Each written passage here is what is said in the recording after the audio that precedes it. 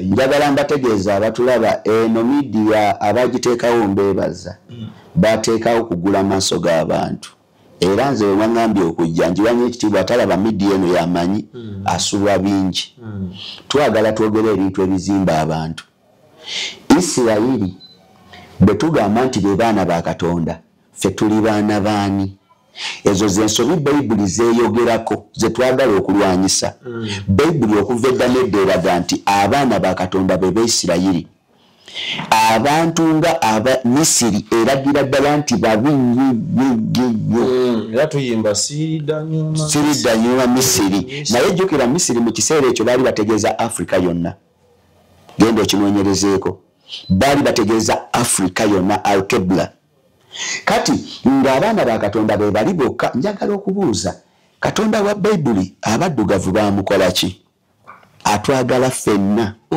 Era sikusalira musango kubeera mu ddiini yonna naye kyenkujjukiza nti ekintu ekitali kikyo ne bw'oli kyesibako emyaka emeka n'ogamba amannya ga Katonda ye Peter, ye John, ye Isima, ye Muzamiru, naye bwe njogera Ssenyonjo, bwe njogera Mukiibi, ago mannya ga Sitaani. Ebika byange bya Sitaani munange gw'oli mu bika bitukuvu ffe byaffe bikyafu. Nsumbalinda abantu abo bayita neno bayita mu kanisa. Oyita kanisa. Njiyita kanisa.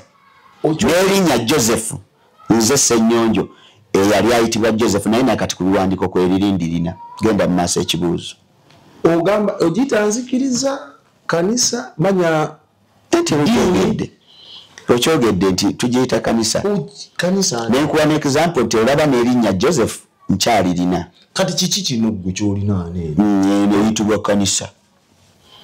Ate nange mpitibwa musumba ng'ekigambo musumba kiva mu pastor kiva mu kigambo pasture omuddo. Ensi eno egiraba gye tuliko buli kyolowoozaako kyonna mu state ez'enjawulo kiri wano. Ekisookerwako obulamu is a series. Era mwe abakola research ku reincarnation gye saagala genda usaagala kwogera bintu nga biyinza okubuzaabuza Katonda wange wekakooge twogera ebintu omuntu yenna byalaba n'ategeererawo. Naye mwe abagala reincarnation mugende mu kirowoozeeko oba okudda mugende mu kirowoozeeko. Obulamu bubeera series. Ova wano nodda wano nodda wano nodda wali. Ekyokulabirako bwe nkugamba nti gwe wafa era oli muzimi gy'abaafa osobola okumpakanya naye nga kituufu. Wafa dda emyaka nga 40 wafa dda era kituufu. Just ekyenjawulo wandibadde ombuuza nti ntya awo neekunnyonnyola. Kati mu buntu bye tulabako okumpi yadde waliwo n'ebyeyongerayo. Waliwo ensi gye bayita ey'amagi mu bulamu bw'abantu. Gabeera amagi nga tegannafuna kye bayita fertilization. Naye era obulamu bubeerayo. Kati eyo tuveeyo eyo wala nnyo tudde mu nsi eddako. Y'ensi kubanga eggi bwe lijja bwe riti ne litafuna fertilization era lifa ne likulukuta. Eyo nsi ndala. Naye ate bwe lifuna fertilization livaamu ka embryo livaamu ka fetus ne kakula. Kati mu lubuto munnabaana eyo nsi abantu bazaalibwa munnabaana n'okufa ne bakola ki? Ne bafa munnabaana gwe kwoyita okuzaalibwa. Oba olina ayita okukulukuta. Peas. Kati ate peas ziri mu nsi ate y'amagye tusooke tugireke tudde ku eno ey'okumpi.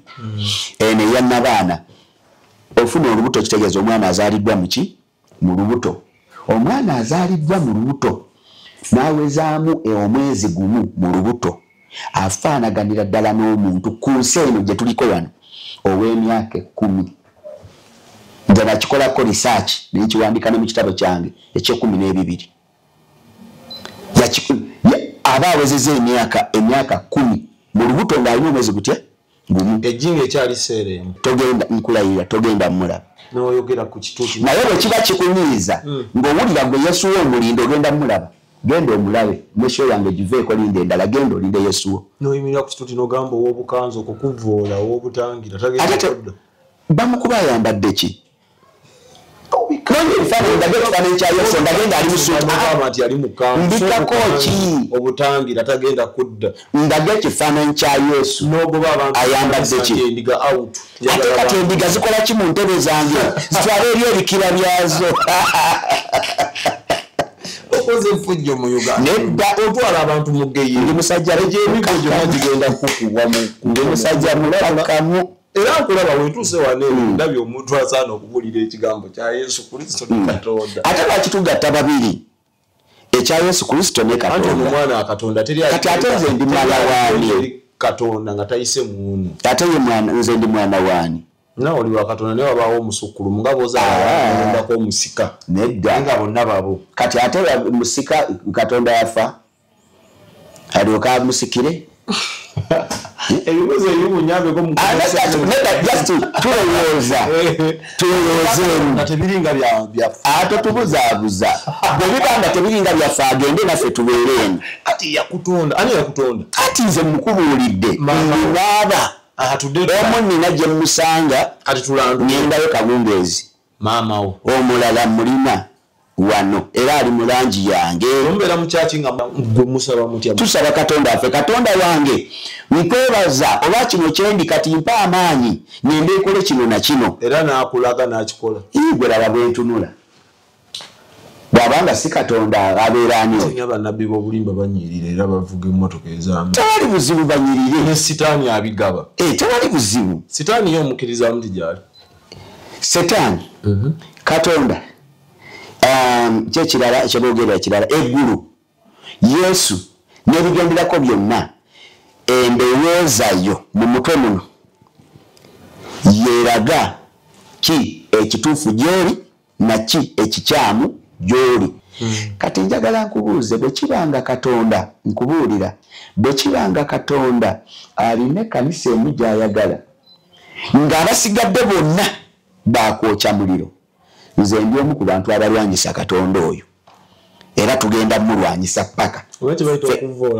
si kuvoola okwo kwogera mazima nze Katonda gwe mmanyi tasobola kumenya muntu kubanga ali mu Busiraamu gw'oli mu Buprotestanti nakunenya kubanga ono mulokole oli Museveni teri mukisa gwateekawo tukubuulire kati amawanga agataliimu Christianity agataliimu ate enjiri ejjatuukayo yonna kati ate abafudde nga tennatuukayo Export TV to the world.